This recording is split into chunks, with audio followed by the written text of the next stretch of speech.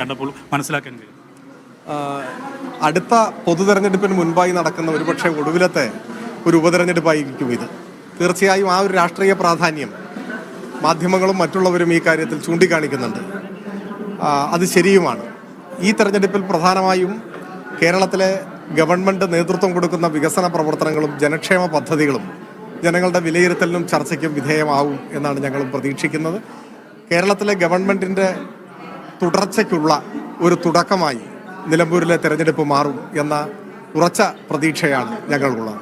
ഈ PV അൻവർ വലിയ ഒരു തരത്തിലുള്ള രാഷ്ട്രീയ ഒരു അഭിപ്രായ വ്യത്യാസം ഉയർത്തുകയും ഒപ്പം തന്നെ വിമർശനം ഉയർത്തുകയൊക്കെ ചെയ്ത ശേഷം പുറത്തു പോയപ്പോൾ ആദ്യമായി നിലമ്പൂരിൽ വിശദീകരണ യോഗം നടത്താൻ എം സ്വരാജിനെയാണ് ചുമതലപ്പെടുത്തിയത്. അതിനുശേഷം തെരഞ്ഞെടുപ്പിന്റെ ചുമതല ഏറ്റെടുത്തു.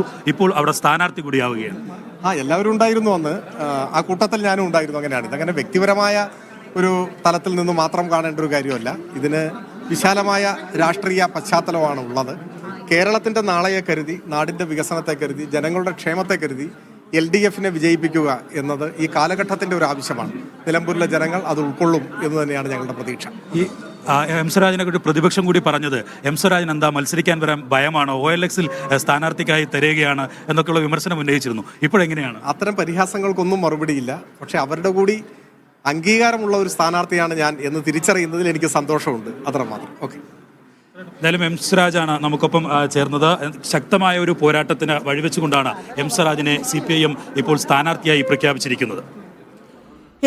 വിജിനോടൊപ്പം എം സ്വരാജ് സംസാരിക്കുകയായിരുന്നു. അദ്ദേഹത്തിന്റെ സ്ഥാനാർത്ഥിത്വത്തിൽ ഇല്ലെങ്കിൽ അദ്ദേഹത്തിന് അവിടെയുള്ള ആത്മവിശ്വാസമാണ് അദ്ദേഹം ആ വാക്കുകളിലൂടെ അറിയിച്ചിരിക്കുന്നത്. വീണ്ടും സേഫ് നമ്മൾ നേരത്തെ പറഞ്ഞിരുന്നത് അങ്ങനൊരു തീരുമാനത്തിലേക്ക്, അതായത് പാർട്ടി ചിഹ്നത്തിൽ എന്നുള്ളൊരു തീരുമാനത്തിലേക്ക് CPM കടന്നതിനെ കൂടി വിലയിരുത്തും. അൻവറിനാൽ മുറിവേറ്റ കുറേ പാർട്ടി അണികൾ ഇവിടെ നിലമ്പൂർ മണ്ഡലത്തിലുണ്ട് ധന്യ. കാരണം അൻവറിനെ CPM-കാരനെ പോലെ കയ്യിൻ്റെ വെള്ളയിൽ കൊണ്ട് നടന്ന ആൾക്കാരാണ് CPM-ൻ്റെ ഇവിടുത്തെ അണികൾ. ഒരു സൈബർ പോരാട്ടത്തിൽ CPM ഈ നമ്മൾ പറയുന്ന കടന്നൽ പ്രയോഗം ഉണ്ടല്ലോ, അൻവർ കടന്നൽ പ്രയോഗം, ആ കടന്നൽ ആയിരുന്നു സത്യത്തിൽ CPM-ൻ്റെ അണികൾക്ക് അൻവർ എന്ന് പറയുന്നത്. അവർ CPM-ൻ്റെ ഒരു നേതാവിന് നൽകുന്ന അത്രയും പരിഗണന നിലമ്പൂർ മണ്ഡലത്തിൽ CPM-ൻ്റെ നേതാക്കന്മാരെല്ലാം, യുവാക്കളായാലും മറ്റു നേതാക്കന്മാരെല്ലാം അൻവറിന് നൽകിയിരുന്നു. ആദ്യഘട്ടത്തിൽ അൻവർ ഉയർത്തിയ കുറേ ഇഷ്യൂസ് ഉണ്ട്, കുറേ പ്രധാനപ്പെട്ട കാര്യങ്ങളുണ്ട്. അൻവർ ഉയർത്തിയ പോലീസുമായി ബന്ധപ്പെട്ട്, സംഘപരിവാറുമായി ബന്ധപ്പെട്ട്, MR അജിത് കുമാറുമായി ബന്ധപ്പെട്ടൊക്കെ ഉയർത്തിയ വിഷയങ്ങളുണ്ട്. അതിനെ പാർട്ടി അണികൾ ആ രീതിയിൽ മാത്രമാണ് കണ്ടത്. ഇപ്പോൾ ആ ഘട്ടത്തിൽ ആ ആരോപണം ഉന്നയിക്കുന്ന ഘട്ടങ്ങളിലെല്ലാം അൻവറിൻ്റെ പോസ്റ്റിന് താഴെ അഭിവാദ്യം അർപ്പിച്ച് വന്നവരെല്ലാം CPM-ൻ്റെ നിലമ്പൂരിലെ പ്രാദേശിക നേതാക്കന്മാരും പാർട്ടി അണികളും ഒക്കെ തന്നെയായിരുന്നു. അൻവറിനെ എതിർത്ത് അവർ പരസ്യമായി ആ ഘട്ടത്തിൽ പരസ്യമായ നിലപാട് സ്വീകരിച്ച് തള്ളിപ്പറഞ്ഞില്ല.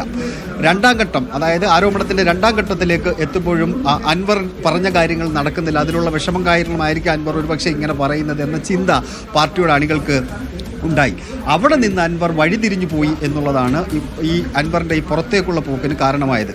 അൻവർ അതുവരെ ലക്ഷ്യം വെച്ചിരുന്നത് ആരെയാണോ, അതിൽ നിന്ന് വഴിതിരിഞ്ഞു പോയി മുഖ്യമന്ത്രി പിണറായി വിജയനിലേക്ക് ലക്ഷ്യം വെച്ച് പോയപ്പോൾ പിന്നെ CPM-ൻ്റെ അണികൾക്ക് അതിന് പിന്തുണ നൽകാൻ കഴിയില്ല. കാരണം എങ്ങനെയാണ് കേരളത്തിൻ്റെ ഏറ്റവും പ്രധാനപ്പെട്ട നേതാവ്, കേരളത്തിൻ്റെ മുഖ്യമന്ത്രി, സംസ്ഥാന സെക്രട്ടറി ആയിരുന്ന ആൾ, കേരളത്തിൽ CPM-ൻ്റെ മുഖം ആര് എന്ന് ചോദിച്ചാൽ പിണറായി വിജയനാണ്. അയാൾക്കെതിരെ PV അൻവർ തിരിയുകയാണെന്നുണ്ടെങ്കിൽ പിന്നെ ഒരു കാരണവശാലും CPM-ൻ്റെ അണികൾക്ക് അതിന് പിന്തുണ നൽകാൻ കഴിയില്ല.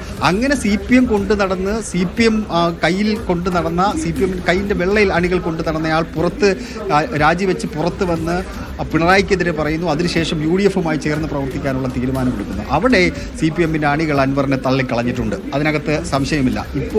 ഇനിയിപ്പോൾ നടക്കാൻ പോകുന്നത്, നമ്മൾ അവിടുത്തെ ഒരു ആവേശം, സ്ഥാനാർത്ഥിയെ പ്രഖ്യാപിക്കുമ്പോഴുള്ള ആവേശം നമ്മൾ ഈ പാർട്ടി ഓഫീസിൽ കണ്ടതാണ്. ഇനി നമ്മൾ കാണാൻ പോകുന്നത് പാർട്ടി അണികൾ, പാർട്ടി ഈ എണ്ണയിട്ട യന്ത്രം പോലെ എന്നൊക്കെ നമ്മൾ സാധാരണഗതിയിൽ പറയുന്ന പോലെ പാർട്ടിയുടെ ഓരോ സംവിധാനവും പാർട്ടിക്ക് വേണ്ടി, പാർട്ടി ചിഹ്നത്തിന് വേണ്ടി വോട്ട് പിടിക്കാൻ വേണ്ടി, സ്വരാജിന് വേണ്ടി വോട്ട് പിടിക്കാൻ വേണ്ടി എണ്ണയിട്ട യന്ത്രം പോലെ പ്രവർത്തിക്കുന്ന CPM-നെ ആയിരിക്കും, LDF-നെ ആയിരിക്കും നമുക്ക് ഇനി ഏതാണ്ട് ഒരു 19 ദിവസം നിലമ്പൂർ നിയമസഭാ മണ്ഡലത്തിൽ കാണാൻ പോകുന്നത്. അത് പാർട്ടി ചിഹ്നത്തിൽ മത്സരിക്കാനുള്ള തീരുമാനമെടുക്കുന്നതിൻ്റെ കാരണവും ഞാൻ നേരത്തെ സൂചിപ്പിച്ച പോലെ ഇത് വെറുതെ ഒരു പോരാട്ടം പോരാ. ഒരു സ്വതന്ത്ര സ്ഥാനാർത്ഥിയെ നിർത്തിക്കൊണ്ട് ഇവിടെ മത്സരിക്കുന്നത് ഒരാൾക്കെതിരെയല്ല, PV അൻവറിനെതിരെയും UDF-നെതിരെയുമാണ് പോരാട്ടം. അങ്ങനെ രണ്ടു പേർക്കെതിരെ പോരാട്ടം നടത്തുമ്പോൾ ഏതെങ്കിലും ഒരു സ്വതന്ത്ര സ്ഥാനാർത്ഥിയെ നിർത്തിക്കൊണ്ട് ഒരു മത്സരം കാഴ്ചവെക്കുക എന്നതിനപ്പുറത്തേക്ക് ഒരു തികഞ്ഞ രാഷ്ട്രീയ പോരാട്ടം, ഒരു 110% രാഷ്ട്രീയ പോരാട്ടം എന്ന് പറയുന്ന തരത്തിലൊരു രാഷ്ട്രീയ പോരാട്ടം കാഴ്ചവെക്കാൻ വേണ്ടിയാണ് എം സ്വരാജിനെ, CPM-ന്റെ സംസ്ഥാന സെക്രട്ടേറിയറ്റ് അംഗമായ എം സ്വരാജിനെ CPM സ്ഥാനാർത്ഥി ആക്കിയിരിക്കുന്നത്. അത് പാർട്ടി ചിഹ്നത്തിൽ തന്നെ മത്സരിക്കണം നിലമ്പൂരിൽ എന്ന രാഷ്ട്രീയ തീരുമാനത്തിൻ്റെ അടിസ്ഥാനത്തിലാണ്. ഇവിടെ ജയിക്കുകയാണെങ്കിൽ അത് രാഷ്ട്രീയ വിജയമാണ്, അത് പിണറായി വിജയൻ്റെ വിജയമാണ്.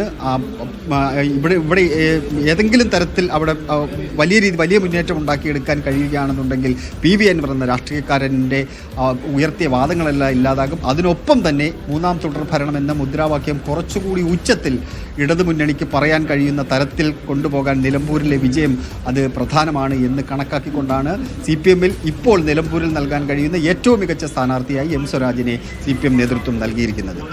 സേഫിലേക്ക് വരാം.